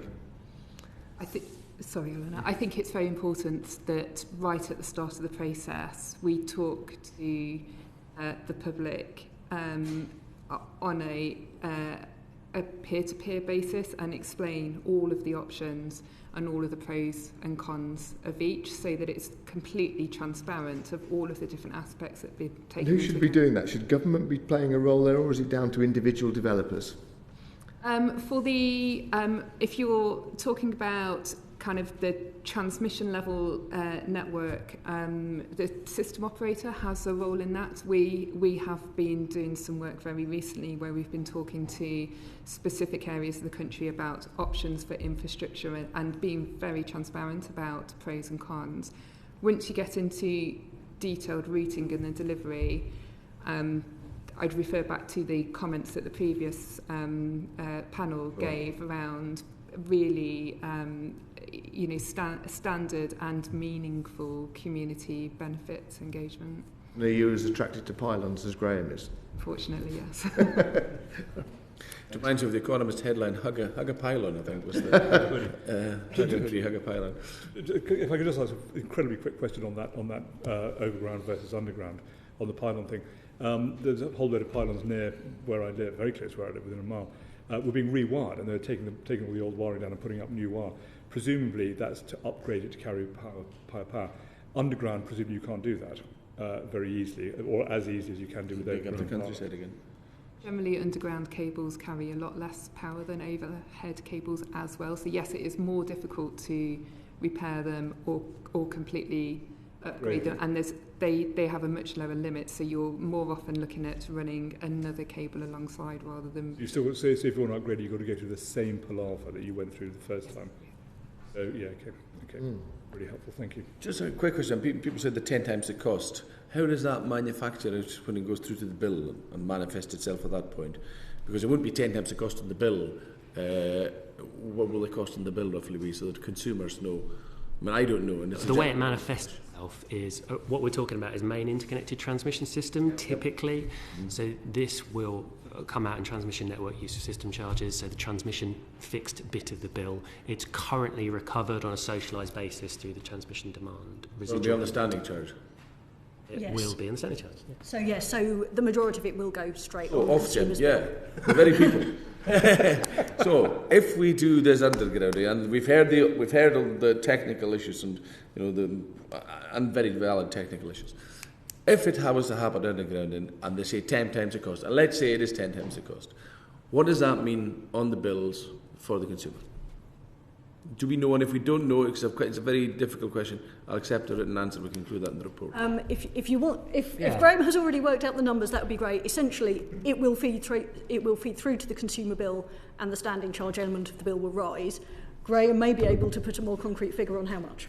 Yes, fortunately, I was with the ESO yesterday and Dr. Paul Wakely doing his great work on the strategic network plan. 58 billion of transmission investment comes out at roughly 30 quid. Right. If you bills annually, or in the bills? Annual, okay. So logically, therefore, if you were doing 58 billion and you had to do 10 times that, that's going to be 300. Now, obviously, each transmission project isn't 58 billion, and a lot of that 58 billion is already undergrounded, but it gives you an idea of the ratio, so you can do it yourself. But it is a 10 times. It's 10 times an extra cost, but it wouldn't be 10 times the bill. It'll be an extra 2 times that bit. Little element. £170 on the average, you think? I would just say that the report that Graham's mentioned that was published yesterday, so that is the second in a series of look forward to the third. Infrastructure that needs to be delivered to deliver the offshore wind targets primarily. So that gets up to 86 gigawatts in total of wind connected around the shores of GB. By the time that's delivered, so included in that 58 billion, once you look at the electricity infrastructure in GB, there'll be around 3 times the amount of cabling offshore as there will be in onshore infrastructure. So that already includes both some undergrounding and some offshore cabling. Wiring all the turbines into the grid. Okay. And also running transmission lines instead of running. So there is, you can always run lines, say from Scotland down into England, but you can also run them offshore and connect them from Scotland into Wales, for example. Energy-rich Scots. Anyway, moving on. Eleanor Warburton, how will the reforms to licence conditions sufficiently address conflicts of interest within the DNOs, the district network operators? So I assume are you interested in the areas of sort of market creation, strategic planning? Yeah, absolutely. Yeah. So I... RESPs and NESO and all the rest. We love a good acronym. We do. Really love it. So to echo from the previous panel, the distribution level is different from the transmission level. And essentially the question that was raised a while back is, look, we're pulling the NESO out into this separate independent body. Do you need to replicate something of that sort at the distribution level? The reality is, as was said, distribution is much smaller, more localised interventions, and they do not market balance the system to anything like the same degree. So we took a long, careful look at it, and in the end, what we are doing is pulling out 2 elements. We are pulling out the strategic planning element, so it is not simply the distribution network writing their own plan for their area. It is asking an independent body, in fact the NESO in due course, to set out a plan for that region that looks across different fuel types to set out the most efficient trajectory for the region overall. Mm-hmm. And it is also pulling out this function we are calling market facilitator, that essentially recognises that as we move towards a more flexible system, all of the distribution networks are running little localised markets to help balance constraints on their system. You also have the ESO creating flexibility markets. It is very difficult for providers to potentially work across multiples of these at once, all set up in marginally different ways with slightly different information requirements. And therefore you need a single body or function responsible for essentially making them consistent, accessible, ensuring you can stack value across them within reason. Those are the 2 functions that when we looked at it and did a lot of industry engagement and so forth, people expressed genuine concern that simply leaving the DNO to get on with it would not be effective. And I should say in justice to the DNO, that was not necessarily because they thought they were inherently conflicted all the time. It was more that it needed a wider view upwards into the national and across to different fuels than you could reasonably expect an electricity distribution company to take. Okay. There's a need for regulatory reform to satisfy calls that the DNOs be more transparent in relation to connection decisions, because one of the transparencies that I sort of has come my way is people have got a connection at some point, but they don't know who else is around them. So they don't know if they can. I was thinking of a distillery actually that came to me in the Highlands of Scotland, and basically if they knew who was around them, they might be able to make some sort of deal, but they didn't know who was around them. They might be able to find some solution. So generally we are pushing the DNOs quite hard to be much more transparent with connection information, and you heard Alice and others talk earlier about things like heat maps for areas, so you can look at it and say, okay, I won't go there, but over here it looks promising. There is some, I've heard that challenge, and it is something we're discussing with DNOs. There is sometimes some sensitivity from companies who are on that list, perhaps not wanting it known exactly what their business stage and connection intention is. So there is a question about commercial confidentiality there. More generally, it probably is worth saying the other thing we're doing at the moment is reviewing for distribution, for transmission and for system operation level, whether essentially the obligations and incentives on all of those are right, because the connections landscape has just moved so much that obligations and rules that were written 10, 15 years ago for a very static system are not going to cover the ground that they need to now in the way they need to. So, there's a legally independent transmission system operator, and why is that not for distribution networks as well? Well, there's going to be. Essentially because the control rooms at distribution level, they don't fulfil the same function. So when you look at the number of people the ESO already has and the sheer impact it has on the system, because it is responsible for total energy balancing and really material levels of market design, system planning, they are doing something that is quite fundamentally different compared to the distribution level, which is it's much more orientated towards network build and maintenance, essentially. Thank you. Would you agree with that, Graham, Pannell? I don't disagree.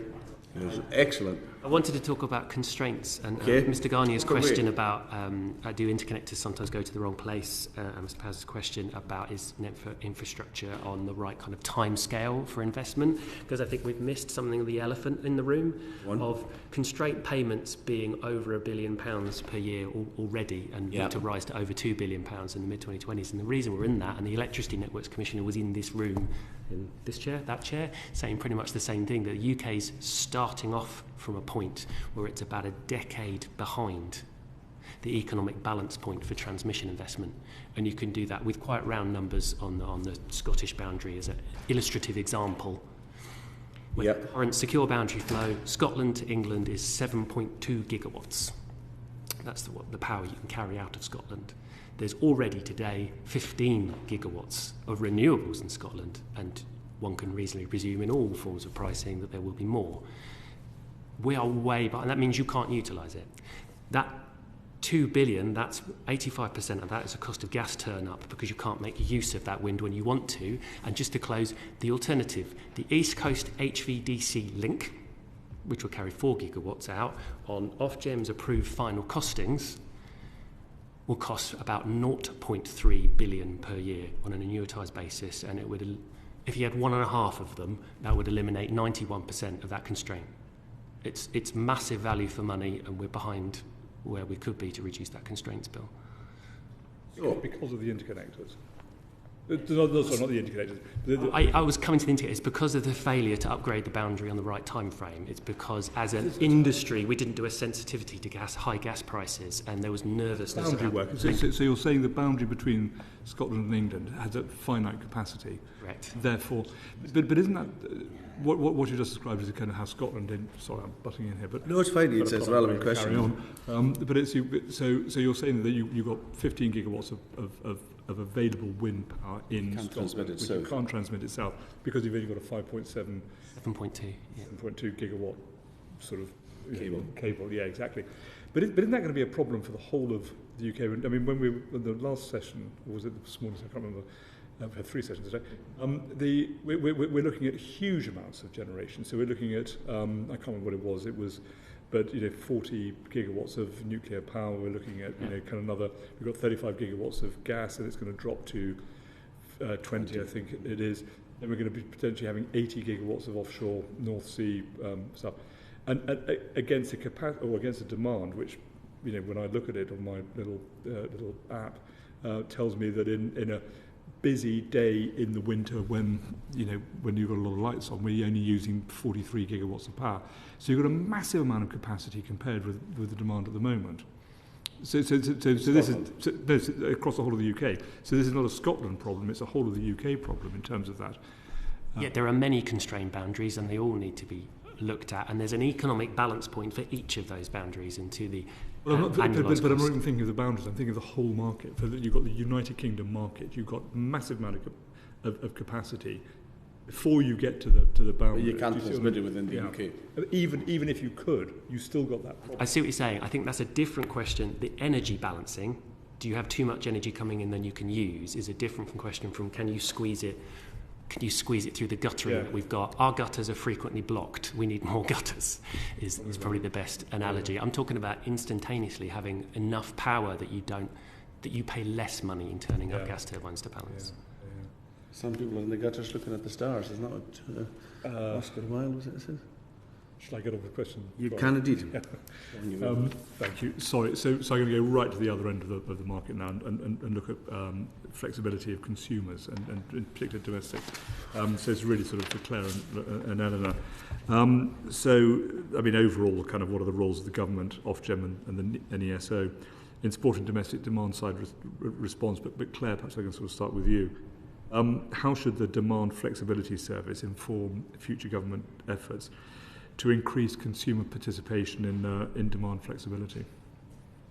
So the Demand Flexibility Service, which was introduced at the start of winter 22-23, so not the one we were just coming out of, the one before, was primarily introduced in the first instance as a security of supply tool to help protect against security of supply issues if there was a shortage of gas because of the global events happening at the time.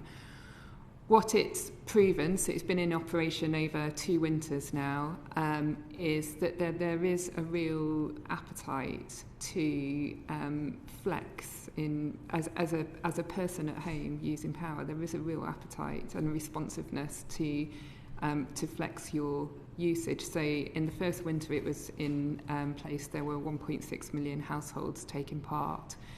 This winter we've had enough households registered that they've actually replaced the equivalent of a gas-fired generation unit. Wow. And what's been a really powerful driver of that, I think, is that when that service was developed and introduced, government, Ofgem, ESA and industry all stood together behind it and talked with one voice about what that was trying to achieve and how people could participate, like simply, not with techie language and not with lots of complicated systems. It was basically you need to get in touch with your supplier. They will let you know how you do it. For most of them, it's really simple. It's just a button that you press when you get sent an email and do it. So all parties standing together behind one clear message and simplicity, I think, are the 2 things to learn. And we need to build on those to take that forward because, as you were just saying, in the mid-2030s, yes, we will have lots of capacity, so lots of clean generation connected to the system. It is primarily going to be powered by renewables, so with the wind and the sun, which is variable, so enabling consumers people in their houses to vary their usage, as well as factories and others, will enable us to maximise the efficiency of the overall system because you can better move your demand around where you can. So I'm not suggesting that people sit with their lights off at tea time or anything like that. It's the stuff that you can move. You move it to offset when the wind's not blowing as much or it's not sunny. We don't have to buy candles, Angus. Okay. Eleanor, sorry, thank you very much. Eleanor, just on one sort of particular part of all of this stuff, sort of things like smart products and services, they tend to be consumed by people who are wealthier and have sort of, perhaps even more time to think about it. Do you agree that there is a need to develop accessibility to those people who wouldn't necessarily have the time or indeed the money to be able to go in with this? And in fact, half of that answer is actually yours, which is simplicity. But so the short answer is yes. I think that's enormously important. And when you think of things like tower blocks, which often can't have gas heating, actually you also have some potentially not very wealthy people who are consuming quite a lot of electricity. So you've got a lot of potential. And these are the people for whom the amount of money you save really matters. Whereas bluntly, I think some of the people who signed up for the ESO service probably did it more for the purpose than potentially the money. I think the other thing that becomes increasingly important is that we can make these services very efficient, very automated, so that they are easy and therefore cheap, and therefore the people who are getting paid for them are genuinely only getting paid for the value they bring to the system. System costs are therefore lowered across the board. Yeah. Okay, that's really helpful. I'm conscious of Mark Posey, you want to... Just a quick one. Claire told us that consumers were being better engaged, but in order for consumers to benefit from this demand side flexibility, everybody needs to have a smart meter. And Eleanor, we haven't done that particularly well, have we? And where are? Can you give us some good news about getting to as close as possible 100% smart meter usage? Where are we today? So I can't guarantee it's correct as of whatever it is, 4 o'clock at the moment, but I believe we are essentially at we are almost at 60%. I don't know whether this counts as good news or not, but there are very robust obligations on suppliers, and we have taken some quite robust action around some of those where necessary, so I would rather that wasn't the action we had to take, but we will take it as necessary. What's a reasonable objective? It was 100%, it was going to be mandated. The government have relaxed that. So what's a reasonable proportion, and when would you expect to achieve that by? Or when would we expect to achieve that by? With apologies, I'm going to say, can I send you, there are specific targets set out for the next, I think, 5 years. Can I send those in writing rather than reading out a list? Would you remind us the date by which this entire project was supposed to have been completed? So where are the targets running to? So I believe that the targets are supposed to be hit by 2025. And is there a perfect figure? I think the DFS is a good example. You need enough to fulfil the service the system needs. And bluntly, not that it ever came close to this, but that was a security service and everybody benefits from the system not running out of power. So you don't always have to access 100% to get the benefit you're trying to achieve. Thank you. We'll wait to hear.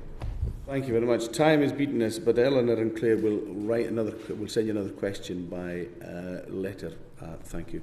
Hope you enjoyed your afternoon as much as we did.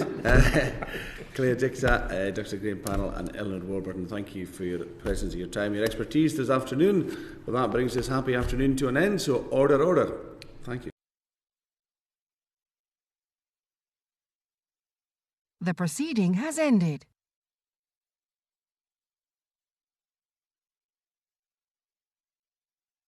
The proceeding has ended.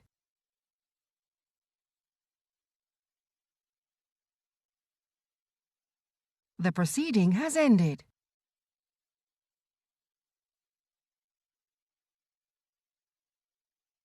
The proceeding has ended.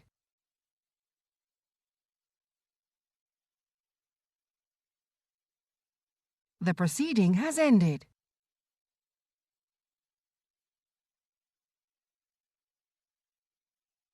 The proceeding has ended.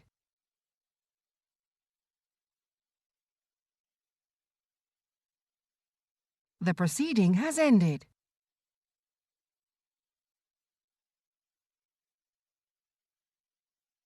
The proceeding has ended.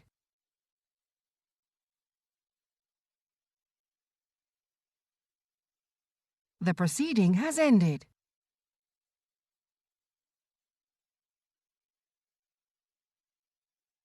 The proceeding has ended.